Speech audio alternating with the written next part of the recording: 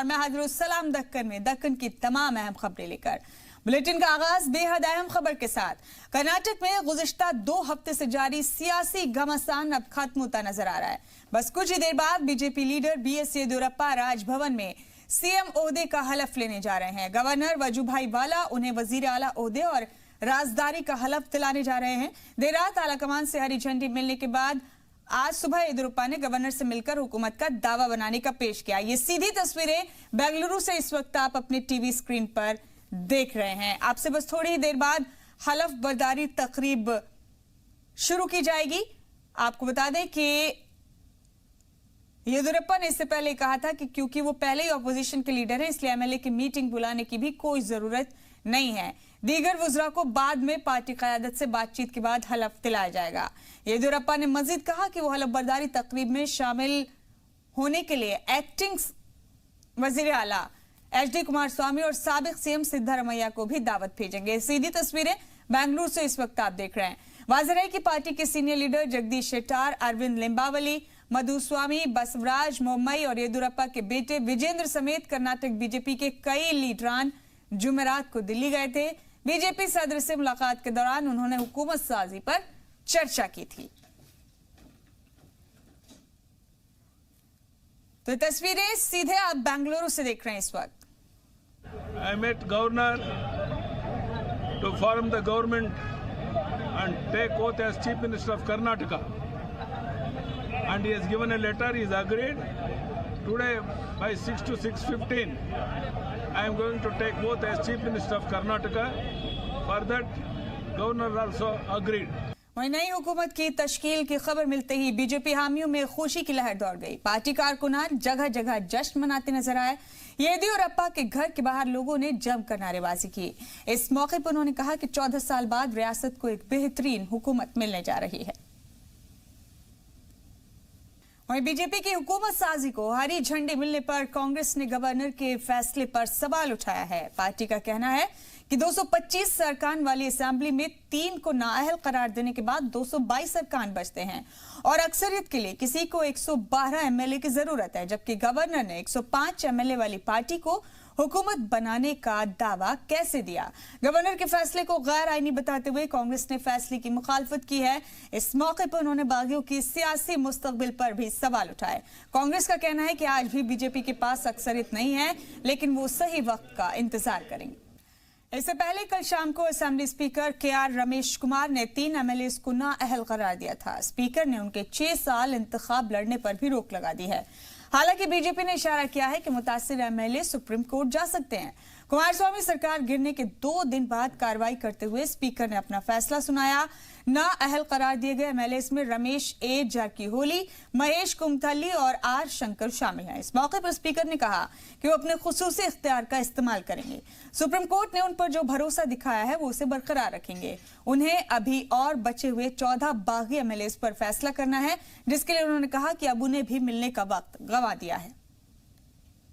I proceed to pass the following order. I therefore hold that the respondent number 1, Sri Ramesh L. Jarkiholi, member of Karnataka Legislative Assembly from number 9 Gokak Assembly Constituency, and respondent number 2, Sri Mahesh Iranagowda Kumatahalli, member of Karnataka Legislative Assembly number 3 Athani Assembly Constituency, have incurred disqualification for being a member of the Karnataka Legislative Assembly in terms of paragraph 2(1)(a) of the 10th schedule of the Constitution of India, read with Article 191(2) of the Constitution of India. Both the respondents thus cease to be the members of Karnataka Legislative Assembly with immediate effect from this date, that is 25/7/2019, till the expiry of the term of this Assembly, that is 15th Legislative Assembly of Karnataka. वहीं तीनों बागियों के खिलाफ कार्रवाई पर speaker ने parliamentary हवाला दिया तो बीजेपी उनकी कार्रवाई पर भी सवाल उठाने लगी।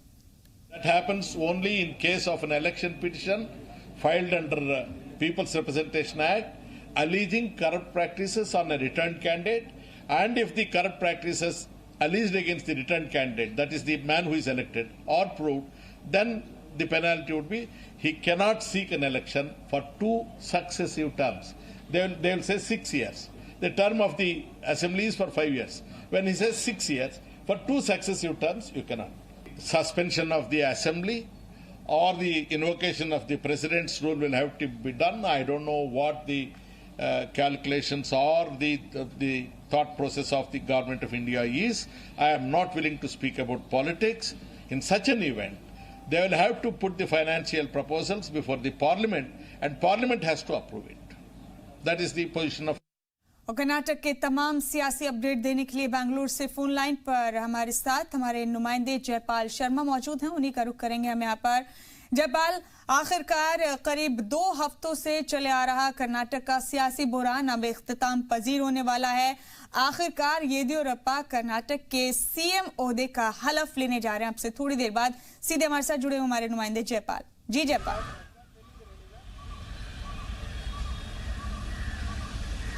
देखिए, ये बहुत ही बड़ा मौका है भारतीय जनता पार्टी का। जिस वक्त से ये सरकार 2018 के चुनाव हुए थे, उसमें भारतीय जनता पार्टी एक बड़े दल के रूप में उभर के सामने में आई थी।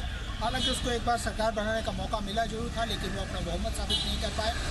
ऐसे में अब जो है येदियुरप्पा को दोबारा मौका मिला है और इस वक्त येदियुरप्पा जो है वो राजभवन पहुँच चुके हैं और अब से थोड़ी देर के बाद वो मुख्यमंत्री पद की शपथ लेंगे और उसके बाद यहाँ से वो सीधे जो है विधानसभा का रुख करेंगे, जहाँ पर वो अपनी पहली प्रेस कॉन्फ्रेंस एक मुख्यमंत्री के तौर पर संबोधित करेंगे। निश्चित रूप से उनके मन में कुछ है। अभी थोड़ी देर पहले वो कार्यकर्ताओं के एक सभा को संबोधित कर रहे थे, जिसमें उन्होंने कहा कि लगभग 6.5 करोड़ जो जनता जो कर्नाटका की है उसकी उम्मीदें हमसे बड़ी हैं और ये हमारे ऊपर एक बहुत बड़ी रिस्पॉन्सिबिलिटी है जिसको कि हमको अदा करना है और इसलिए हम सबको मिलकर काम करना है और एक नए कर्नाटक का निर्माण करना है। और ये उम्मीद की जा रही है कि अभी येदियुरप्पा जो अपनी पहली प्रेस कॉन्फ्रेंस करेंगे उसमें निश्चित रूप से कोई बड़ा फैसला वो ले सकते हैं और हो सकता है वो किसानों और गरीब के तबके के लिए कुछ घोषणाएं करें, ऐसी उम्मीद जताई जा रही है। हालांकि अभी येदियुरप्पा सिर्फ एक मुख्यमंत्री के तौर पे शपथ लेंगे, दूसरे और कोई जो उनके कैबिनेट में मंत्री कौन होंगे उनका भी शपथ ग्रहण समारोह नहीं होगा। ये इसके लिए 1-2 दिन का वक्त चाहिए। शायद ये वक्त सोमवार या मंगलवार का हो सकता है। इस बीच वो अपने केंद्रीय नेतृत्व से बात करेंगे और उसके बाद अपने मंत्रिमंडल का निर्माण करेंगे। तो एक तरह से देखा जाए तो येदियुरप्पा जो है अपने भारतीय जनता पार्टी की सरकार कर्नाटका में स्थापित करने की कोशिश में लगे हैं। कांग्रेस का विरोध है, वो कह रही है कि जो सदस्यों की संख्या है वो जो है अब 3 जो MLAs थे उनको डिस्क्वालीफाई करने से 222 हो गई है। वो विपक्ष में है अब, तो उनका ये कहना एक तरह से जायज़ लगता है, लेकिन सच्चाई ये है कि जब येदियुरप्पा फ्लोर टेस्ट करेंगे जिसके लिए गवर्नर ने उनको 1 हफ्ते का वक्त दिया है, तो उस वक्त में सदन के अंदर में मौजूद जो MLAs की संख्या होगी बहुमत जो है उसी के आधार पर तय होगा। जी जयपाल, तो अब से कितनी देर में माने की हलफबर्दारी तकरीब शुरू हो जाएगी और कर्नाटक को उसके नए सीएम मिल जाएंगे?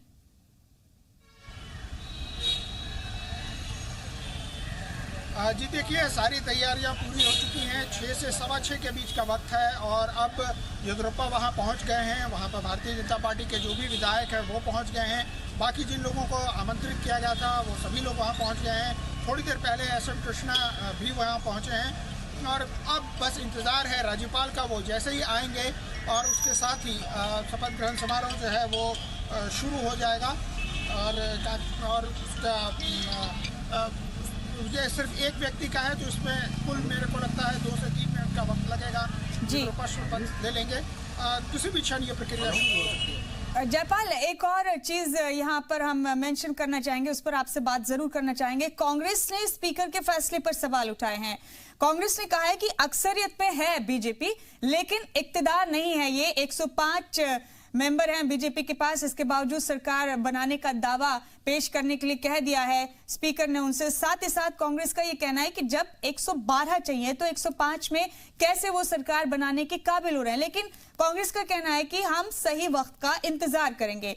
तो क्या लगता है जयपाल कि इस पूरे एपिसोड में कांग्रेस एक नया पॉइंट लेकर कुछ और चीजें ऐसी कर सकती है जिससे ये सियासी बुहरान आगे जाके बढ़ सकता है, या नई चीजें इसमें पैदा हो सकती हैं? जी देखिए, कांग्रेस सत्ता में थी, अभी वो सत्ता से बाहर हुई है और येदियुरप्पा जो है सरकार बनाने जा रहे हैं। येदियुरप्पा ने आज जो पत्र राज्यपाल को दिया उसमें उन्होंने लिखा कि उनके पास 106 यानी 105 भारतीय जनता पार्टी और एक निर्दलीय का समर्थन हासिल है और उनके पास इस वक्त 106 का समर्थन है। राज्यपाल ने उनको एक हफ्ते का वक्त दिया है कि वो एक हफ्ते के अंदर अपनी मेजोरिटी को जो है वो हाउस के अंदर में प्रूव करें। इसमें कांग्रेस ने जो सवाल उठाए हैं वो एक तरह से उठाना लाजमी भी है, क्योंकि कांग्रेस के मुताबिक अभी तक जो 15 इस्तीफे जो स्पीकर के पास थे उनमें से सिर्फ 3 के ऊपर में फैसला आया है, जिनको कि कल शाम स्पीकर के रमेश ने डिस्क्वालीफाई कर दिया यानी अयोग्य करार दे दिया है। लेकिन 12 के ऊपर अभी फैसला बाकी है। लेकिन शायद कांग्रेस इस बात को अभी भूल रही है कि उनके ऊपर वो व्हिप जारी कर चुकी है और उसने खुद अपने हाथों से रिकमेंड किया है स्पीकर को कि वो इन विधायकों के ऊपर कार्रवाई करे। जी, कांग्रेस ये मान रही है कि अब जब तक वो इस्तीफा स्वीकार नहीं हुआ है वो अभी भी कांग्रेस के सदस्य बने हुए हैं। लेकिन ये देखना होगा जिस दिन येदियुरप्पा अपना बहुमत साबित करेंगे कि तब तक या इन जो विधायक हैं इनके ऊपर में फैसला आ जाता है या उस दिन भी वो सदन के अंदर में हाजिर नहीं होते हैं। अगर वो हाजिर नहीं होंगे तो सदन के अंदर में जो संख्या होगी बहुमत साबित उसी के आधार पर होगा और अगर उस लिहाज से देखें तो येदियुरप्पा जो है वो अपना बहुमत साबित करने में सफल रहेंगे। जी, तो आपसे थोड़ी ही देर बाद हलफ बर्दारी तकरीब शुरू हो जाएगी। बहुत शुक्रिया आपका जयपाल, ये तमाम अपडेट हमारे नाजरीन तक पहुंचाने के लिए। बढ़ते हैं बुलेटिन में आगे। तेलंगाना रियासत से आज़मीन हज का आज पहला काफिला रवाना हो रहा है। एयरपोर्ट जाने से पहले हज कमेटी की जानिब से उनका शानदार इस्तकबाल किया गया, जहां बड़ी तादाद में आज़मीन के रिश्तेदार और आम लोग मौजूद थे। हाजियों की रवानगी का मंजर देखने लायक था। हज कमेटी ने फुल प्रूफ एसी में हाजियों को रखा था। पहले काफिले में तकरीबन 1200 आज़मीन रवाना हुए। तेलंगाना के अलावा आंध्र प्रदेश, कर्नाटक और महाराष्ट्र के कुछ हाजी भी हैदराबाद से जाएंगे। इस मौके पर रियासती अक़लियती वजीर दाखिला के अलावा चेयरमैन हज कमेटी और कई अहम अफसरान मौजूद रहे। उस वक्त के हालात का जायजा लिया हमारे हैदराबाद नुमाइंदे मीर मेहंदी बाकरी ने।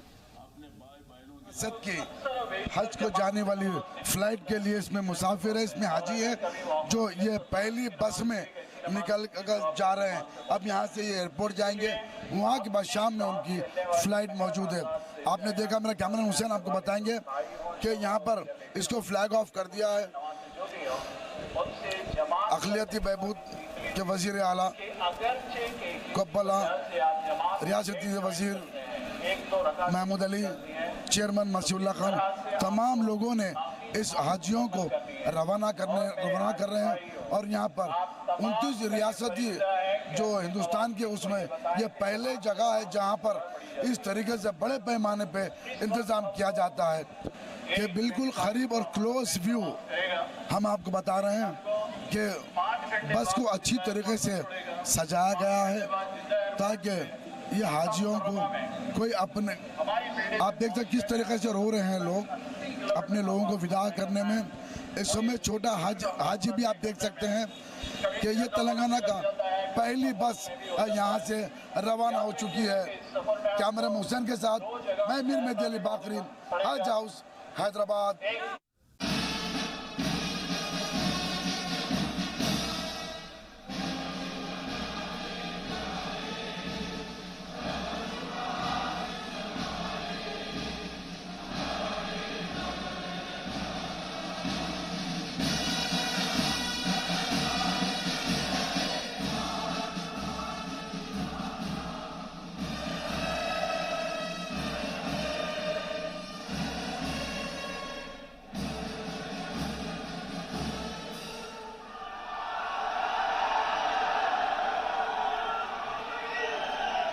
तो राष्ट्रगान के बाद अब एक शोर, और इस शोर को अगर ध्यान से सुना जाए तो वो सीधे तौर पर ये समझ में आ रहा है कि बीजेपी के जो हामी हैं वो इस वक्त यहाँ पर मौजूद है।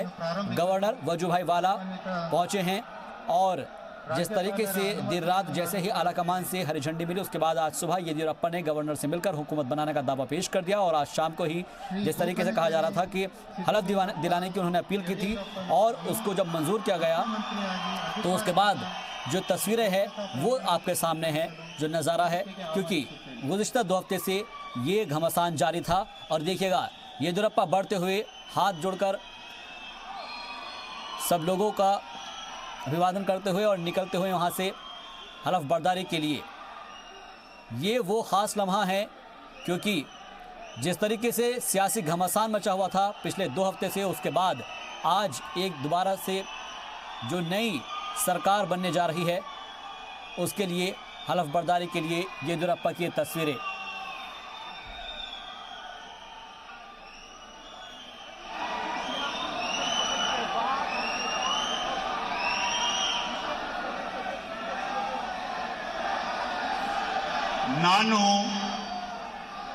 ನಾನು ಬೋಕಿನಕೆರೆ ಸಿದ್ದಲಿಂಗಪ್ಪ ಯಡಿಯೂರಪ್ಪ ಎಂಬ ಹೆಸರಿನ ನಾನು ಕಾನೂನು ಮೂಲಕ ಸ್ಥಾಪಿತವಾದಂಥ ಭಾರತದ ಸಂವಿಧಾನದ ವಿಷಯದಲ್ಲಿ ನಿಜವಾದ ಶ್ರದ್ಧೆ ಮತ್ತು ನಿಷ್ಠೆಯನ್ನು ಹೊಂದಿರುತ್ತೇನೆಂದು, ನಾನು ಭಾರತದ ಸಾರ್ವಭೌಮತ್ವವನ್ನು ಮತ್ತು ಅಖಂಡತೆಯನ್ನು ಎತ್ತಿ ಹಿಡಿಯುತ್ತೇನೆಂದು ಮತ್ತು ಕರ್ನಾಟಕ ರಾಜ್ಯದ ಮುಖ್ಯಮಂತ್ರಿಯಾಗಿ ನನ್ನ ಕರ್ತವ್ಯಗಳನ್ನು ಶ್ರದ್ಧಾಪೂರ್ವಕವಾಗಿ ಮತ್ತು ಅಂತಃಕರಣಪೂರ್ವಕವಾಗಿ ನಿರ್ವಹಿಸುತ್ತೇನೆಂದು ಭಯ ಅಥವಾ ಪಕ್ಷಪಾತವಿಲ್ಲದೆ ರಾಗದ್ವೇಷವಿಲ್ಲದೆ ಎಲ್ಲ ಬಗೆಯ ಜನರಿಗೆ ಸಂವಿಧಾನಕ್ಕೆ ಮತ್ತು ಕಾನೂನಿಗೆ ಅನುಸಾರವಾಗಿ ನ್ಯಾಯವಂದನೆ ಮಾಡುತ್ತೇನೆಂದು ದೇವರ ಹೆಸರಲ್ಲಿ ಪ್ರಮಾಣ ಮಾಡುತ್ತೇನೆ. ನಾನು ಬೋಕನಕೆರೆ ಸಿದ್ದಲಿಂಗಪ್ಪ ಯಡಿಯೂರಪ್ಪ ಎಂಬ ಹೆಸರಿನ ನಾನು ಕರ್ನಾಟಕ ರಾಜ್ಯದ ಮುಖ್ಯಮಂತ್ರಿಯಾಗಿ ನನ್ನ ಪರ್ಯಾಲೋಚನೆಗೆ ತರಲಾಗುವ ಅಥವಾ ನನಗೆ ತಿಳಿದು ಬರುವ ಯಾವುದೇ ವಿಷಯವನ್ನು ರಾಜ್ಯದ ಮುಖ್ಯಮಂತ್ರಿಯಾಗಿ ನನ್ನ ಕರ್ತವ್ಯಗಳ ಯುಕ್ತ ನಿರ್ವಹಣೆಗೆ ಅಗತ್ಯವಾಗಬಹುದಾದ ಸಂದರ್ಭದಲ್ಲದೆ ಅನ್ಯಥಾ ಯಾವುದೇ ವ್ಯಕ್ತಿಗೆ ಅಥವಾ ವ್ಯಕ್ತಿಗಳಿಗೆ ಪ್ರತ್ಯಕ್ಷವಾಗಿ ಅಥವಾ ಪರೋಕ್ಷವಾಗಿ ತಿಳಿಸುವುದಿಲ್ಲ ಅಥವಾ ಬಹಿರಂಗಪಡಿಸುವುದಿಲ್ಲ ಎಂದು ದೇವರ ಹೆಸರಿನಲ್ಲಿ ಪ್ರಮಾಣ ಮಾಡುತ್ತೇನೆ. ಈಗ ಮಾನ್ಯ ಮುಖ್ಯಮಂತ್ರಿಗಳು ಪ್ರಮಾಣ ವಚನ ಪತ್ರಕ್ಕೆ ಸಹಿ ಮಾಡಲಿದ್ದಾರೆ. फिर से बीजेपी की सरकार बन गई है कर्नाटक में। येदियुरप्पा की हलफ बर्दारी तकरीब के अंदर आपने देखा जहां पर उन्होंने शपथ ली और हलफ के बाद अब जो है एक बार फिर से ओहदा संभाल लिया है सीएम का। तो कर्नाटक में जो गुज़िश्ता 2 हफ्ते से सियासी घमासान चला रहा था अब वो खत्म हो गया है, तस्वीर एकदम साफ हो गई है। येदियुरप्पा कर्नाटक के सीएम बन गए हैं, क्योंकि कुमारस्वामी हुकूमत को लेकर जिस तरीके से लगातार गिराने की कोशिश की गई थी और आखिरकार वो 14 महीने बाद गिर गई। और अब एक बार फिर से कर्नाटक में नई सरकार बनी है, जहां पर बीजेपी लीडर बीएस येदियुरप्पा अब रियासत के नए सीएम बने हैं। एक बार फिर से उन्होंने कमान संभाल ली है। देर रात आला कमान से झंडी मिली थी और आज सुबह ही येदियुरप्पा ने गवर्नर से मिलकर हुकूमत बनाने का दावा पेश किया था। लिहाजा अब से थोड़ी देर पहले ही जो आपको हमने तस्वीरें दिखाई है इसमें साफ हो गया है कि एक बार फिर से येदियुरप्पा ने कमान संभाल ली है कर्नाटक की। कर्नाटक का जो नाटक है अब वो ख़त्म हुआ है, क्योंकि अपोजिशन के पास उतने नंबर्स नहीं थे कि ताकि वो अपनी सरकार बचा सके। और यही वजह है कि पहले भी किसी तरीके से मिलजुल कर ये सरकार चल रही थी। कोई जितने भी परेशानियां थी वो इसके अंदर कहीं ना कहीं सामने आती थी। जेडीएस और कांग्रेस इत्तेहाद मिलकर इसको चला रहे थे, लेकिन एक बार फिर से यानी कि जो हैट्रिक के बाद एक और बार ऐसा हुआ है कि जब चौथी बार कर्नाटक के सीएम बने हैं बीएस येदियुरप्पा। दरअसल वुज़रा के साथ कई सारी बातचीत हुई थी और उसके बाद अब हलफ बर्दारी प्रोग्राम रखा गया। आपको बता दें कि इस दौरान तमाम बीजेपी के जो लोग हैं, जो कारकुनान हैं, वो इस वक्त मौजूद हैं और अब से थोड़ी देर पहले ही गवर्नर वजूभाई वाला ने उनको वज़ीर आला ओहदे की और राजदारी का हलफ दिलाया है। कर्नाटक का नाटक एक तरीके से खत्म हो चुका है।